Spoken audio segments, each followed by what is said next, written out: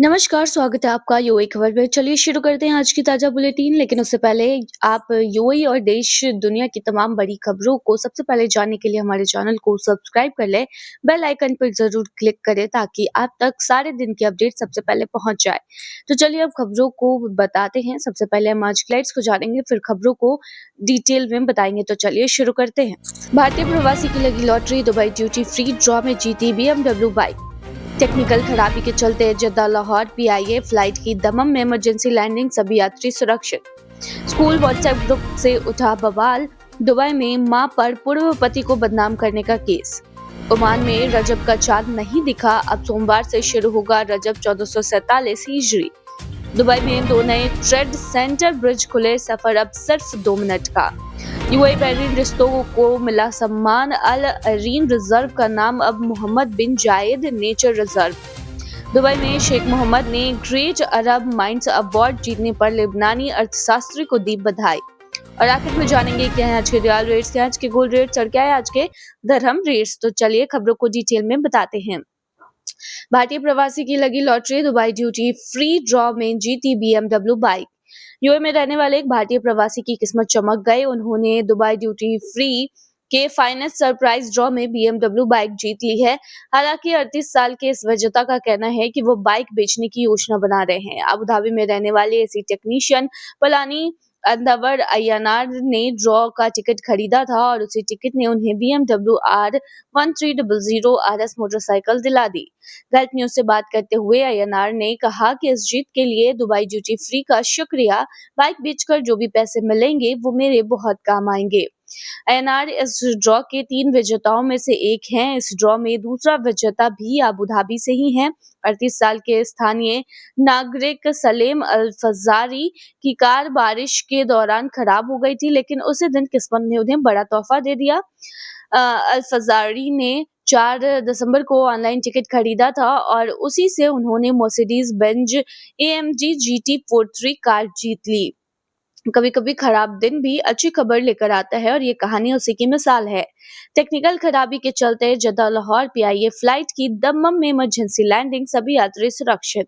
Pakistani media के मुताबिक Pakistan international airline यानी कि पीआईए की जद्दा से लाहौर जा रही एक फ्लाइट को टेक्निकल खराबी की वजह से रास्ते में ही डाइवर्ट करना पड़ा। ऑन बोर्ड इमरजेंसी के चलते विमान ने सऊदी अरब के दमम में इमरजेंसी लैंडिंग की। पीआईए के प्रवक्ता ने बताया है कि फ्लाइट PK860 शुक्रवार रात करीब 8 बजे लाहौर पहुंचने वाली थी, लेकिन उड़ान के दौरान तकनीकी समस्या सामने आने के बाद इसे किंग फहद इंटरनेशनल एयरपोर्ट पर उतारना पड़ा। अधिकारियों के अनुसार विमान में कुल 381 यात्री सवार थे। द एक्सप्रेस ट्रिब्यून की रिपोर्ट के मुताबिक हवा में ही एक टेक्निकल अलर्ट मिला, जिसके बाद ऑक्सीजन मास्क खोलने पड़े। फ्लाइट में मौजूद कई उम्रा यात्री समेत यात्रियों में घबराहट फैल गई। वही डाउन की रिपोर्ट बताती है कि विमान ने सऊदी एयर स्पेस में रहते हुए ट्रांसपोंडर को 17,000 फ्रीक्वेंसी पर सेट कर दिया, जो आमतौर पर इमरजेंसी की पहचान होता है। आखिरकार विमान ने दमम में सुरक्षित इमरजेंसी लैंडिंग की और सभी यात्रियों को सुरक्षित बाहर निकाल लिया गया। पीआईए के बाद में एक ऑप्शनल विमान का इंतजाम किया गया, जिसे पाकिस्तान से भेजकर फंसे हुए यात्रियों को लाहौर ले जाने की व्यवस्था की गई। स्कूल व्हाट्सएप ग्रुप में उठा सवाल, दुबई में मां पर पूर्व पति को बदनाम करने का केस। दुबई की एक मां कानूनी मुश्किलों में फंसती हुई नजर आई। उस पर आरोप है कि उसने अपने पूर्व पति की प्राइवेसी तोड़ी और एक स्कूल व्हाट्सएप ग्रुप में उसकी इमेज खराब की। दुबई पब्लिक प्रोसिक्यूशन के मुताबिक मामला तब शुरू हुआ जब एक आम सा स्कूल व्हाट्सएप अपडेट अचानक क्रिमिनल केस में बदल गया। पूरा मामला 9 साल के बच्चे मरवान से जुड़ा है, जो माता पिता के अलग होने के बाद अपनी मां मरम के साथ रहता है। मरम और उसके पूर्व पति लुए के बीच गुजारा भत्ता को लेकर पहले से ही कोर्ट में मामला चल रहा है। मरम का कहना है कि बच्चे की पढ़ाई, खर्च और रोजमर्रा की जिम्मेदारी वही अकेले उठा रही है। तनाव तब बढ़ा जब मरम को स्कूल के पेरेंट्स व्हाट्सएप ग्रुप में से नोटिफिकेशन मिला कि लुए को भी ग्रुप में जोड़ दिया गया है। यह बात उसे बुरी लगी, क्योंकि उसके मुताबिक लुए ना तो बच्चे के खर्च में मदद करता है और ना ही उसकी परवरिश में कोई भूमिका निभाता है। गुस्से और निराशा में आकर मरम ने ग्रुप में एक लंबा मैसेज डाल दिया। इसमें उसने अपने और लुए के निजी झगड़ों का जिक्र किया और उस पर बच्चे की जिम्मेदारियों से भागने और आर्थिक मदद न देने का आरोप भी लगाया। मैसेज भेजने के बाद वह तुरंत उस व्हाट्सएप ग्रुप से बाहर निकल गई। ओमान में रजब का चांद नहीं दिखा, अब सोमवार से शुरू होगा रजब 1447 हिजरी। ओमान में रजब का चांद नहीं दिखा है, इसका मतलब साफ है कि रजब 1447 हिजरी की शुरुआत अब सोमवार से होगी। ओमान के ministry of endorsement and religious affairs ने शनिवार को बयान जारी कर बताया है कि शनिवार शाम सूर्यास्त के बाद रजब महीने का चांद नजर नहीं आया, इसलिए रजब महीने की गिनती अगले दिन से की जाएगी। रजब का चांद दिखना इसलिए अहम माना जाता है क्योंकि यहीं से रमजान तक की 3 महीने की आध्यात्मिक यात्रा शुरू होती है। रजब के बाद शाबान आता है और फिर रमजान, जो इस्लाम का सबसे पाक महीना माना जाता है, जिसमें रोजे और ज्यादा इबादत की जाती है। दिलचस्प बात यह है कि यूएई में रजब का चांद पहले ही शनिवार 20 दिसंबर को दिखाई दे गया था। इसी वजह से अलग-अलग देशों में रजब, शाबान और रमजान की तारीखें कभी-कभी अलग हो जाती है। कुल मिलाकर रजब से लेकर रमजान तक का पूरा कैलेंडर चांद दिखने पर ही तय होता है और हर देश अपने यहाँ चांद देखने के आधार पर महीने की शुरुआत करता है। दुबई में 2 नए ट्रेड सेंटर ब्रिज खुले, सफर अब सिर्फ 2 मिनट का। दुबई ने ट्रैफिक से राहत देने के लिए trade centre roundabout development project के तहत 2 नए ब्रिज खोल दिए हैं।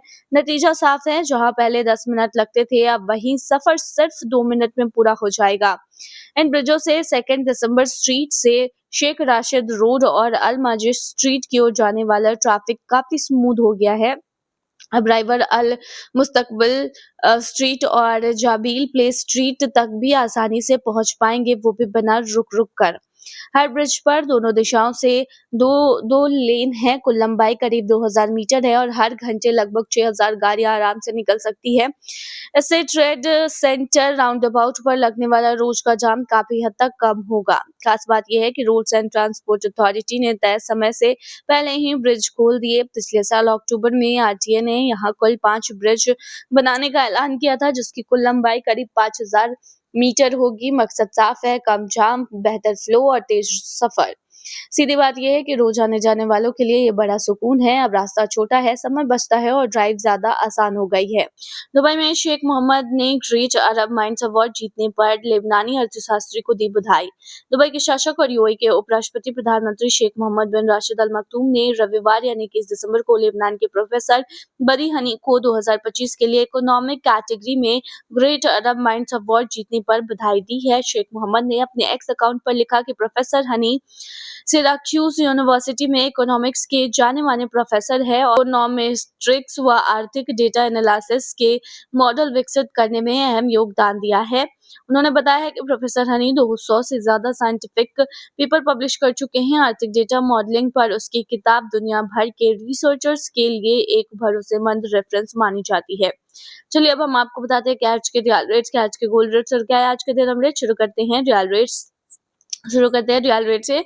तो आज एक सऊदी रियाल में 23.87 रुपए है, जो कि पिछले दिन 23.87 रुपए था। वहीं आज एक सऊदी रियाल में 38.22 नेपाली रुपीस है, जो कि पिछले दिन 38.22 नेपाली रुपीस थे। वहीं आज एक सऊदी रियाल में 32.61 बांग्लादेशी टका है, जो कि पिछले दिन 32.61 बांग्लादेशी टका था। वहीं आज एक सऊदी रियाल में 74.74 पाकिस्तानी करेंसी है, जो कि पिछले दिन 74.74 पाकिस्तानी करेंसी थी।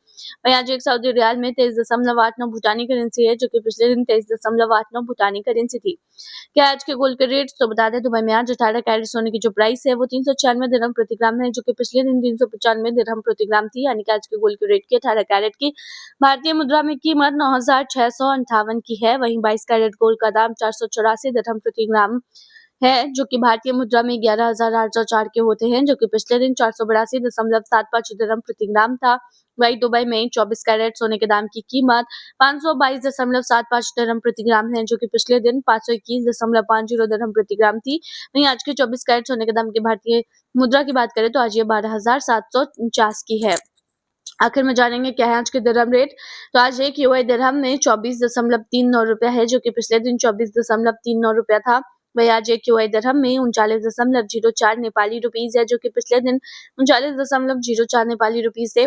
वही आज एक यूएई दिरहम में 33.30 बांग्लादेशी टका है, जो कि पिछले दिन 33.30 बांग्लादेशी टका था। वही आज एक यूएई दिरहम में 76.32 पाकिस्तानी करेंसी है, जो कि पिछले दिन 76.32 पाकिस्तानी करेंसी थी। वही आज एक यूएई दिरहम में 24.40 भूटानी करेंसी है, जो कि पिछले दिन 24.40 भूटानी करेंसी थी। तो ये थी आज की ताजा बुलेटिन। अच्छी ताजा अपडेट्स के लिए बने रहिए हमारे चैनल पर।